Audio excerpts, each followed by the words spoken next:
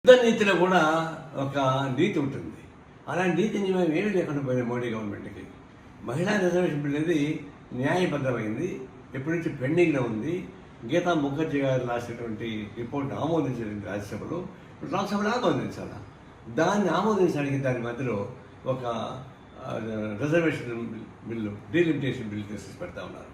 అంటే పాయసం ఇస్తూనే విషగుడి జోడించి రెండూ కలిపి తాగండి అని చెప్పేసి అనే పద్ధతుల్లో మహిళా రిజర్వేషన్ బిల్లులు తీసుకెళ్ళి డీలిమిటేషన్లో పెట్టి రెండు ఆమోదించమని చెప్పండి. ఆమోదించకపోతే మహిళా వ్యతిరేక బిల్లుని బ్లాక్మెయిల్ చేస్తారు. మహిళా అంటే పెట్టుకుని బ్లాక్మెయిల్ చేస్తాను దొరికేది ఈ బీజేపీ ప్రభుత్వం కనిపిస్తూ ఉంది. మీరు దాన్ని విడి చేయండి.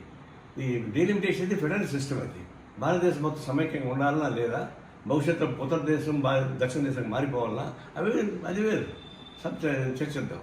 కానీ మహిళా బిల్లుకు దాన్ని లింక్ పెట్టకుండా మహిళా బిల్లునే దాన్ని ప్రవేశపెట్టి ఆమోదింపజేయండి.